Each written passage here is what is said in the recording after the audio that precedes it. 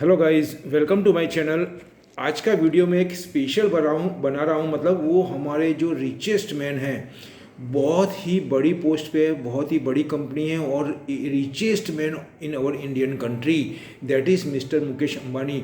उन्होंने क्या बोला है और क्या करना चाहते हैं आने टाइम में, क्योंकि आज हमारे मार्केट के अंदर रिलायंस का बहुत दबदबा है, बहुत बड़ा उनका होल्ड है। और दूसरा, उनका जो इक्विटी के अंदर है, मैं बोलूँगा निफ्टी के अंदर भी उनका वेटेज बहुत ज़्यादा है। इसकी वजह से अगर वो कुछ भी बोलते हैं, कुछ भी अनाउंसमेंट करते हैं, तो हम जो इन्वेस्टर है इसके अंदर, जो मार्केट में इन्वेस्ट करते हैं, उनके लिए बहुत ही ज़्यादा ध्यान देने वाली बात होती है। और एक हिस्ट्री भी हमारी ऐसी रही है कि जिसने भी रिलायंस के शेयर बाय करे, उसको रिलायंस ने बहुत कमा करके दिया है। ये आप किसी भी बहुत पुराने इन्वेस्टर्स को आप बात करेंगे तो आपको वो भली बात ही बताएंगे अच्छे से। तो यही बात को ध्यान में रखते हुए मैं बहुत ही इंपॉर्टेंट वीडियो बना रहा हूँ, जो कि अभी जो एक सेमिनार हुआ है अपने वर्ल्ड लेवल के अंदर, उसमें मुकेश अंबानी जो हमारे वर्ल्ड अपने इंडियन के रिचेस्ट मैन हैं, उन्होंने क्या क्या बोला उसके लिए बताना चाहूँगा। वैसे आप देखेंगे तो कतार में जो मीटिंग हुई थी उसमें उन्होंने डिक्लेयर किया था कि वो लगभग 70 से 75,000 करोड़ का इन्वेस्टमेंट करेंगे, किसके अंदर, green house gases, carbon emission और इन्वायरमेंट कंट्रोल के लिए, दैट इज़ ग्रीन एनर्जी, उसके लिए। लेकिन अब उसमें कितना काम हुआ है, क्या कर रहे हैं, वो सब हमको इनकी बातों से काम आता है। और हम उस बातों को ध्यान में रख करके जब मार्केट में इम्प्लीमेंट करते हैं तो हमको बहुत ज़्यादा कॉन्फिडेंस रहता है। हमको मार्केट में क्या हिसाब से एफआईआई डील कर रही है, किस हिसाब से उनकी स्ट्रेटेजी है, वेदर इट इज़ एफआईआई और डीआईए, वो हमको समझ में आता है। इसलिए ये सब बातों को जब हम हॉलीडे होता है तब ज़्यादा से ज़्यादा अगर ग्रहण करके काम करते हैं तो हमको बहुत ज़्यादा सहूलियत रहती है आने वाले टाइम में। अब मैं बताऊंगा रिलायंस ने क्या बोला, मुकेश अंबानी ने जो उनकी मीटिंग है उसमें क्या बोला है। Reliance aim at 100 gigawatt, it's a very good message. ये खाली रिलायंस के लिए ही नहीं है। आज की तारीख में जो इन्वायरमेंट को लेकर के, कार्बन एमिशन और जो इन्वायरमेंट डैमेज है उसको लेकर के पूरे विश्व में एक बहुत ही इम्पॉर्टेंट मुद्दा है। ये बहुत ही इम्पॉर्टेंट चैप्टर है जिसके ऊपर पूरी दुनिया की नज़र है और पूरी दुनिया से ज़बरदस्ती बाय हुक एंड कुक ये कराया जाएगा। इसी की बदौलत इसका महत्व और भी ज़्यादा बढ़ जाता है, क्योंकि जो वर्ल्ड के चीफ हैं, जो कि पूरे दुनिया के अंदर इन्वायरमेंट डैमेज को, carbon emission, green house gases को कंट्रोल कराने के लिए काम कर रहे हैं, वो कौन है, वो मिस्टर जॉन कैरी, जो कि यूएसए के पहले कैंडिडेट भी रह चुके हैं। जो प्रेसिडेंट का जो इलेक्शन हुआ था ओबामा के टाइम पे, उस टाइम वो कैंडिडेट थे। आज वो green house gases, carbon emission, इसके वो हेड हैं और वही सभी कंट्री को ट्रीट कर रहे हैं। और यूएन से उनका बहुत अच्छा रिलेशन है। यूएन और वो दोनों मिलकर के पूरे विश्व में इसको जल्दी से जल्दी कर्ब करने के लिए, जिससे कि पूरा जो विश्व के अंदर जो कुदरत का प्रकोप है उसको जल्दी से जल्दी वो सीमित कर सके, ये उनका मेन मोटो है और उसमें वो बहुत ही अच्छा काम कर रहे हैं। और एक बात याद दिलाना चाहूँगा, उन्होंने फर्स्ट टाइम किसी कंट्री को सामने से अप्रिशिएट किया था कार्बन एमिशन और ग्रीन हाउस गैसेस और इन्वायरमेंट को कंट्रोल करने में। जो कंट्रियाँ काम कर रही है उसके अंदर only and only in our new India. उन्होंने ये बोला था पूरा वर्ल्ड के अंदर कि new India is the only country जो कि बिना प्रेशराइज किए बहुत ही अच्छा काम कर रही है इसके अंदर, मतलब इसको कर्ब करने में, इसको कम करने में, इसको रोकने के अंदर, इन्वायरमेंट डैमेज को। तो अभी ये बात इसीलिए ज़्यादा इंपॉर्टेंस हो जाती है जो मुकेश अंबानी क्या बोल रहे हैं। उन्होंने बोला Reliance aim at 100 gigawatt renewable energy by 2030। उन्होंने डेडलाइन 35 की दी है, लेकिन 2030 तक करने की बात करें। Bring hydrogen cost under one Mukesh Ambani. अब उन्होंने ये भी बोला है कि अभी फ़िलहाल हम जो एनर्जी बनाएंगे हाइड्रोजन बेस पे, उसका कॉस्ट, ये बहुत इंपॉर्टेंट बात है। मैं आपको सब्जेक्ट बाद में कंक्लूजन दूंगा, कौन सी शेयर इसके हिसाब से चल सकता है, कौन सी कंपनी में हमको इन्वेस्टमेंट करना चाहिए, कौन से सेक्टर में इन्वेस्टमेंट करना चाहिए, वो वीडियो के लास्ट में बताऊंगा। Welcome to my channel walk with market में आपका स्वागत है। Myself Narendra Sharma. We have to again come to our main subject, that is carbon emission, green house gases and environment control and seminar by और मुकेश अंबानी।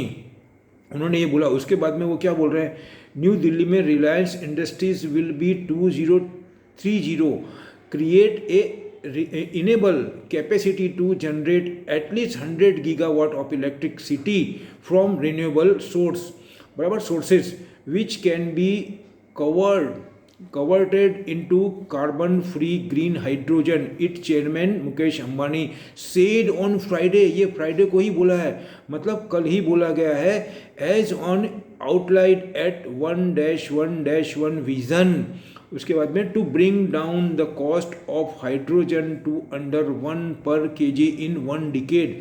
जो आज की तारीख में हाइड्रोजन बेस्ड एनर्जी बन रही है वो अभी फ़िलहाल $2 पर केजी है, उसको एक डिकेड मतलब 10 साल के अंदर वो $1 तक नीचे लेकर के आएंगे।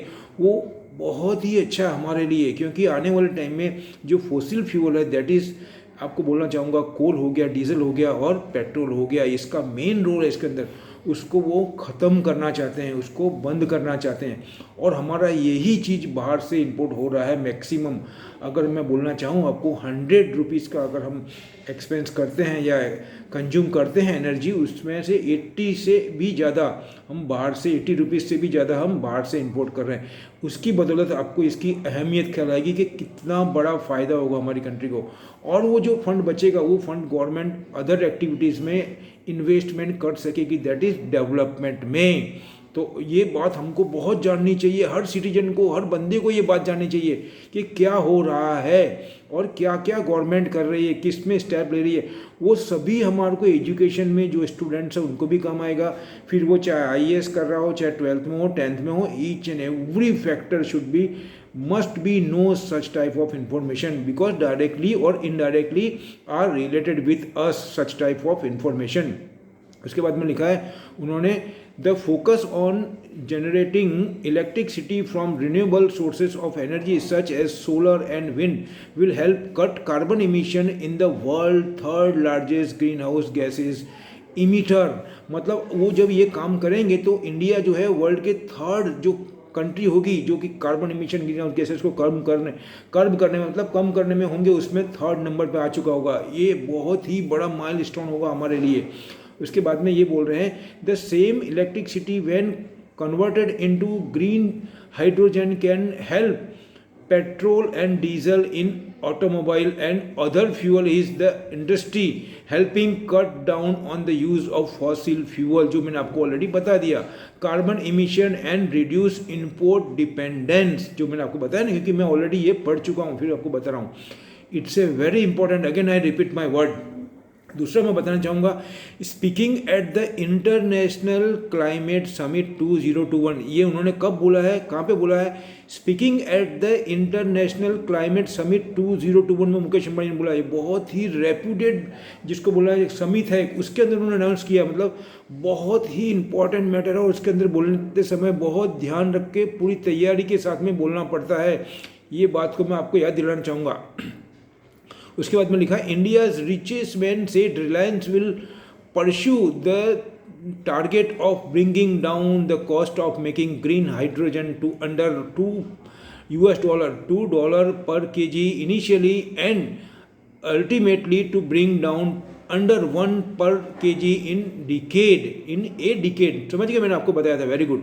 उसके बाद मैं बताऊंगा green hydrogen produce with renewable resources cost between about 3 per kg and 6.5 a kg। ये इतना डॉलर का बता रहा हूँ मैं। उन्होंने क्या बोला है कि जो अपने green hydrogen produce with renewable resources cost between about 3 पर KG $US and 6.55 a kg पर dollar. With abundant sunlight India can generate over 1000 gigawatt। जो सोलर सिस्टम से जनरेट होगा ग्रीन एनर्जी वो कितना होगा 1000 gigawatt of solar energy on just 0.5% of landmark he said. इतना बड़ा होने के बावजूद भी वो सिर्फ 0.5% ही होगा लैंडमार्क का। Adding that the nation has already achieve the 100 gigawatt in installed renewable energy capacity and the target of 175 gigawatt by December 2022। मतलब गवर्नमेंट ने अभी तक 100 गीगावाट का जो टारगेट था सोलर से वो अचीव कर लिया है। It's a very congratulations for our Indian government. और उन्होंने टारगेट रखा है दिसंबर 2020 मतलब 2022 तक का, 2022 तक का टारगेट रखा है 175 गीगावाट बाय 2022 तक रखा है, जो भी अचीवेबल हो जाएगा, मैं ऐसा मान के चल रहा हूँ। और इससे जल्दी भी हो सकता है क्योंकि गवर्नमेंट का जो एफर्ट्स है वो दिख रहा है, विजुअलाइज है, वेल विद इन साइट उसके बाद में बोलूँगा further nation is targeting 450 gigawatt of renewable energy by 2030, मतलब टोटल जो गवर्नमेंट ने रिन्यूएबल जो टारगेट है उसका रखा है वो 2030 तक का वो रखा है 450 गीगावाट का। आप सोचिए, it's a huge power from green energy. Green hydrogen is zero carbon energy.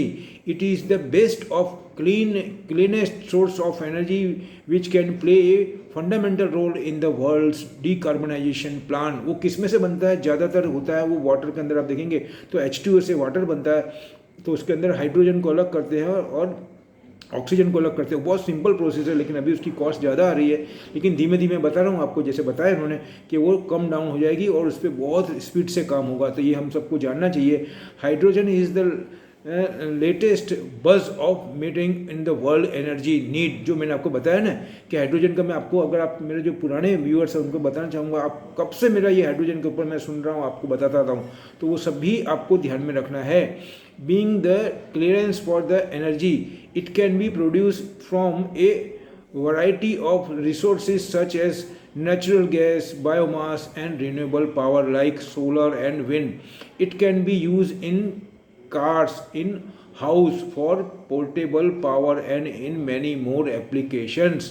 तो अभी मैं आपको ये बताना चाहता हूँ, green hydrogen is derived from water electro system using renewable energy such as solar and wind. तो आपको हाइड्रोजन का मैंने बताया था, उसको अलग करते हैं उसमें से। तो अभी ये मैटर आपको मैं बता रहा हूँ, इतना ये बहुत ही इंपॉर्टेंट है। उसके बाद में और भी जो पॉइंट मैं बताना चाहूँगा आपको, बहुत बड़ा आर्टिकल है, उसमें से मैंने जो चूज़ करे वो। फिर इंडिया, उसके बाद में बोल रहे हैं, said is determined to achieve आज़ादी, इंडिपेंडेंस, दे वर्ड यूज है आज़ादी, from dependence on fossil energy and become, लिखा है आत्मनिर्भर Bharat, self reliant in new and renewable energy. हम एक समय ऐसा आएगा, जैसे 2030 का टारगेट दिया, हो सकता है 2040 भी हो जाए 45, लेकिन एक दिन ऐसा आएगा कि हम जो अभी तक इंडिपेंडेंट रहते हैं गल्फ के ऊपर, जो हमारे 80% हम फ्यूल मंगाते हैं बाहर से, वो हम हो सकता है जीरो कर दें, और उसके बाद का भारत एक बहुत ही विकसित भारत होगा। क्योंकि इतना बड़ा अमाउंट, जो कि आज 17 से 18 लाख के अंदर, अब बोलूँ 12 से 14 लाख करोड़ हमारा इसी के ऊपर एक्सपेंस होता है, तो वो हम डेवलपमेंट में कर सकेंगे। India spend 160 billion every year on import of oil and gas, जो आपको मैंने बताया आपको। अब सुनिए, वही फिगर मैं बताना चाहता हूँ। India spend 160 billion every year on import oil and gas to meet is energy need, and energy need will only grow, और ये बहुत रैपिडली बढ़ती जा रही है। All through India is per capita energy consumption and emission are less than half the global average. जो हमारी अभी पर कैपिटा एनर्जी कंजम्पशन है वो ग्लोबल के कंपेयर में आधा ही है। वो बढ़ेगा तो सोचिए अब कहाँ डिमांड जाएगी। अगर हम ये एफर्ट्स नहीं करते तो गवर्नमेंट का खजाना ख़त्म हो जाता है, मैं आपको बताऊं, और वो हमको अपने हाथों से नचाते, कहने का मतलब वो हमारे ऊपर कंट्रोल कर लेते। ऐसी बात है ये। इसीलिए गवर्नमेंट बहुत एग्रेसिव काम कर रही है, और हम सबकी जवाबदारी बन रही है एज ए सिटीजन कि हम गवर्नमेंट को पूरा सपोर्ट करें। दो बोल रहा आपको बोलना चाहूँगा। उसके बाद में third largest emit the green house gases, he said because climate change is a global problem, the clean energy transition call the winds possible global corporation in the technology development investment and fair market access. तो और ये बहुत सी चीज़ें इसमें लिखी हुई है। एक और भी लिखा है, outline of the oil to telecom conglomerate clean energy plan, the said Reliance has already started developing in green energy complex in Jamnagar in Gujarat with the investment of ₹75,000 crore, जो कि उन्होंने कतार में डिक्लेयर किया था। मैंने आपको बताया था ना, वही मैटर इसमें। तभी मैं आपको बताना चाहूँगा, ये इतना है। लास्ट में ये बताऊँगा आपको कि last year I had announce our ambitious commitment to make Reliance a net carbon zero committee by 2035, जो मैंने आपको ऑलरेडी बताया है। मुकेश अंबानी बोल रहे हैं, this year I presented our strategy and roadmap for the new energy business, which will be the next big value creation engine for Reliance and India। उसी की बदौलत कल रिलायंस को उन्होंने 96 रुपीज़ बढ़ाया है। समझिए, मैं आपको बार बार बता रहा था आपको कि ग्रीन हाउस गैसेज और कार्बन इमिशन के हिसाब से ही ये बढ़ा है, नहीं कि क्रूड ऑयल की और पेट्रोल डीजल के पॉइंट ऑफ व्यू से। तो अभी मैं आपको इतना ही रखना चाहूँगा, ये बहुत ज़्यादा इंपॉर्टेंट वीडियो है। अब मैंने आपको जैसे बताया था इस कंक्लूजन का मीनिंग क्या है और कौन कौन से सेक्टर को फ़ायदा हो सकता है, उसके अंदर मैं आपको बोलूँगा सबसे ज़्यादा फ़ायदा इसके अंदर होगा टाटा केमिकल को, क्योंकि वो हाइड्रोजन बेस्ड इंडिया में सबसे बड़ी कंपनी है मतलब। तो सबसे पहले मैं नाम लूँगा आपको टाटा केमिकल, उसके बाद में ट्यूब इन्वेस्टमेंट, लिंडे इंडिया, और उसके बाद में Adani enterprise, Adani green, IGL. देखिए मैं आपको सीरीज ऑफ शेयर्स लिखा रहा हूँ, इससे किसी में दम नहीं है इनको रोक सके आने वाले टाइम में, मैं ये बता रहा हूँ माय डियर। उसके बाद में Tata Elxsi is a very good, HCL technology, फिर उसके बाद में इन्फोसिस, विप्रो, ये TCS, ये सभी इसके अंदर काम कर रहे हैं, जो छोटे छोटे सॉफ्टवेयर बनाती है, इंडस्ट्री और फैक्ट्री में यूज़ होगा और carbon emission green house gases को इन्वायरमेंट में जाने से पहले ही कर्व करेंगे। इस टाइप के छोटे छोटे प्लांट है जो कि एसेंशियल होंगे। गवर्नमेंट अभी इतना स्ट्रिक्ट नहीं हुआ, लेकिन वो इमीडिएट कभी भी गवर्नमेंट डिक्लेयर करेगी तो इसके अंदर कितनी डिमांड आएगी वो आप सोचिए। इसीलिए मैं आपको बोल रहा हूँ, और भी बहुत सी चीज़ें, लेकिन वो बहुत ज़्यादा बताने की अभी इतनी फिलहाल आवश्यकता मुझे नहीं लग रही है। आपको अगर रिक्वायरमेंट है please send me your message. दूसरा मेरा डिस्क्लेमर रखूँगा यहाँ पे, उसको कंसिडर करना आप। और मेरे जो कि ये मेरी अपनी स्टडी, अपने लाइफ से अपना डिसीजन, अपने एक्सपर्ट की गाइडेंस लें। और अगर मेरी वीडियो अच्छी लग रही है तो इसको लाइक करें, शेयर करें, सब्सक्राइब भी करें। दूसरा बोलूँगा, मिलते हैं अगले वीडियो में कुछ और बेहतरीन जानकारी के साथ में। Thanks for watching my video. दूसरा, टेक केयर, जय हिंद।